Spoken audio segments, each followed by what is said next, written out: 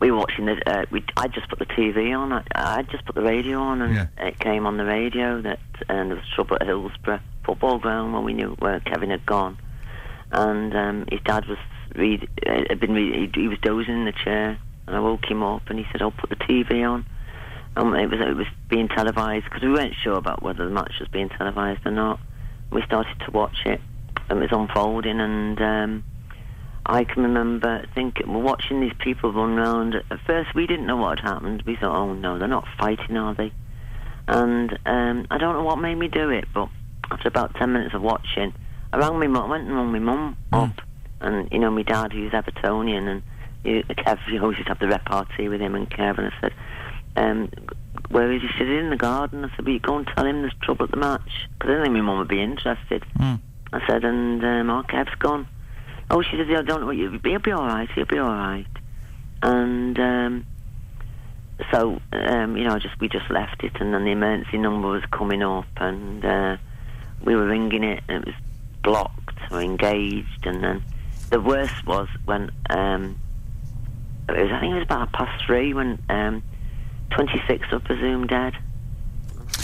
A dreadfully sad story from Anne Williams, who was talking to me yesterday. It was very, very sad and upsetting just to listen to it. Anne Williams, whose son Kevin was killed on that day. Mike Pannett is former Metropolitan Police officer turned author, and he's joining us on the line now. Mike, good afternoon to you. Good afternoon, Peter. Very good to talk to you. Do you think that prosecutions are possible now, all these years later?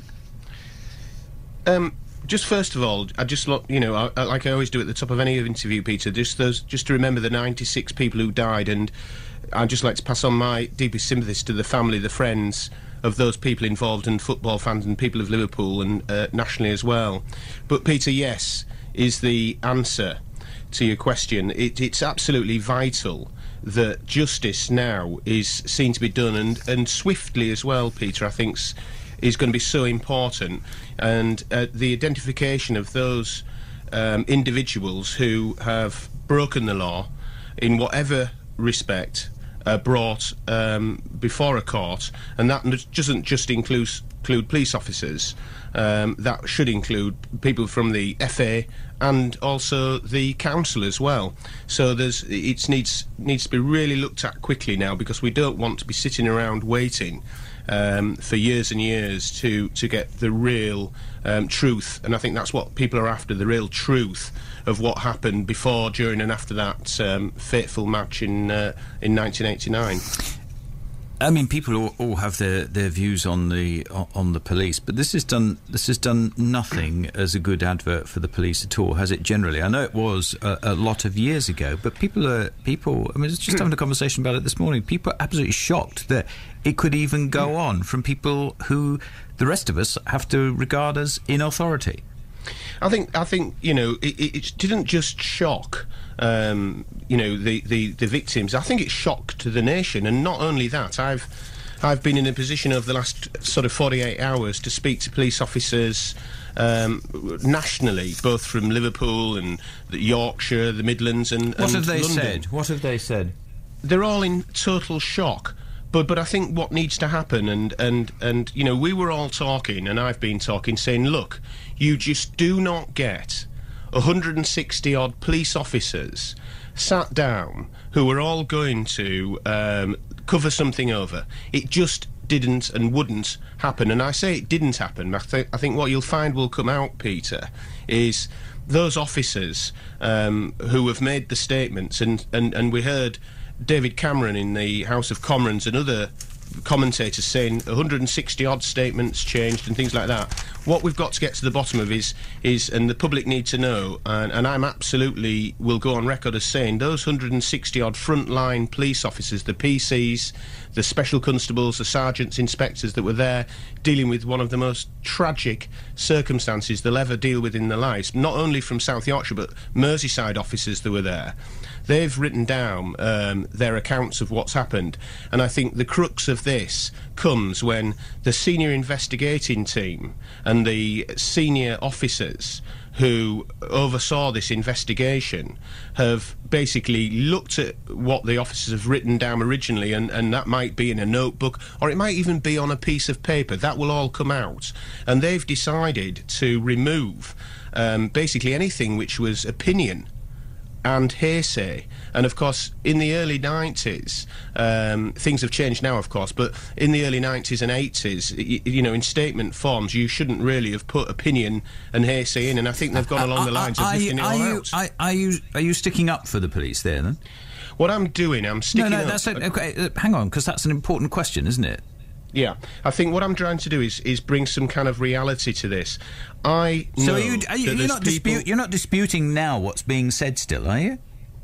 No, if you listen to what I'm saying, Peter, what I'm saying is, what I think will come out of this is those officers that were actually on the ground dealing with it have done their best, and those statements, anybody who's written a statement, who've lied and purged, they should be up in front of court. But what I think will come out of this is the fact that those officers on the ground have, will have, I hope, come out, and it will be the fact that the senior investigating team have removed stuff from those statements because they didn't think it was opinion and hearsay wasn't allowed. But you say they've done their best, but the perception by people now, with what they've heard over the last 48 hours, is they didn't do their best, that some people, I don't know how, well, this is what people are saying, they don't know how they've slept in their beds for the last 23 years.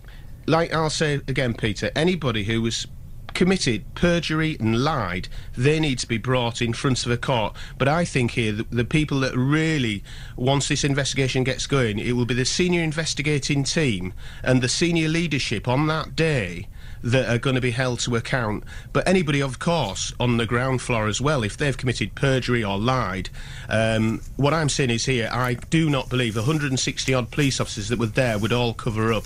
I think there's going to be more to this. And I think what people want answers to, Peter, is what happened before that, the kick-off, how and who decided to open that gate, and then as we saw the events unfolding, why wasn't the barriers lifted? People, I think, want answers, because how can we believe anything that's been said? Don't forget, Lord Justice Taylor and the coroners have all looked at all this evidence. Why didn't they say something at the time? Why wasn't this brought out? And this is what I'm saying, nobody can believe anything, so what it needs is a completely and utterly thorough investigation. Anybody who's lied on any statement and who's purged themselves or lied need to be held to account, and if necessary put in front of a court. And that's what I'm saying, Peter. But do you see where I'm coming from here? I do. Can you understand why this morning the attention seems to have turned to Sir Norman Bettison? Of course, I can see that. I was live on national news last night, and one of the questions I posed was, you tell me, when was the last time any senior officer, sort of chief superintendent rank right to the top, was ever sacked, demoted? I think you'll find often they're moved to the side or promoted or paid off, as we've seen all too often. And I think there's a real problem, and this is still going on now. I don't want to see rank-and-file officers used as scapegoats when those people who are paid and in positions, and we're still seeing it now, such as in the riots, lack of leadership, right through to the Leveson inquiry. There's a whole culture right at the top of policing which needs to be absolutely looked at and shaken up. But I'm absolutely confident that those rank and file officers on the Hillsborough case will have seen that they tried to do the best. But anybody, Peter, I'm not putting words in your mouth, but you're saying there's a difference between those at the top and those at the bottom. What I'm saying is people have got to be held to account, and I'm saying, you tell me when was the last time senior officers were held to account and sacked or dismissed. I just can't think of any, Peter, and this is what's going on. It just seems that people who are in position, who can make judgments and they can make decisions, who are paid an awful lot of money, it just seems that if things go wrong, there's all too often there seems to be some kind of looking after each other, and that is just being open and honest about what I've seen in my 20 years in policing, and I think that culture is still going on now, and in fact it needs to stop. And again, it's really important that what happened at Hillsborough, not only the victims and the nation as a whole want to know about, is what actually happened, and nobody can believe anything. This is why it needs to be thoroughly investigated. Every bit of evidence, Peter, is there to be seen. All these original statements that the officers have made are all there to be seen, and that was seen by the original investigating team and Lord Justice Taylor and the coroner's officer. So this is an absolute disgrace which has gone on, and quite rightly now it really needs to be looked at, but on a positive side, and I think this is very important. I'm really hoping that the public are aware that the vast majority of our rank and file frontline officers who are going to be out this weekend policing football matches and the sorts, these are decent, honest people who will be going out to do a very difficult job. And of course, everything has been put in place now, with regards to what happened at Hillsborough, where the ground was unfit for purpose, and the way it's policed, the training that the senior commanding officers are trained in public events now, it's completely changed. This was 23 years ago, and now, of course, at football grounds, they've all got, the Green Guide, which is an advisory on every single ground, and every ground has to be certificated. And, of course, SAGs, which is the Safety Advisory Groups, sit on every single football stadium, and every single last minute detail is looked at, and then that includes when things can go wrong. And of course, we heard the tragic that up to 50 odd lives could have potentially have been saved. And I think people want answers to this. Why didn't those ambulances get in? Was it because there were congestion outside the ground? And I think the most important thing here is to start from the beginning, look at what happened. There's lots and lots of evidence, and if necessary, interview every single police officer that's available to be interviewed, and that right across the board, right, start from the beginning and get to the truth of it, Peter. Indeed. Very interesting to talk with you, Mike. Thank you very much indeed for coming on today. No, I wish you well. Mike Pannett is a former Metropolitan Police officer. If you want to comment on that one or anything else, if you want to give me a ring. Contact Peter Levy. Call Grimsby 340 959 or Hull 225 959.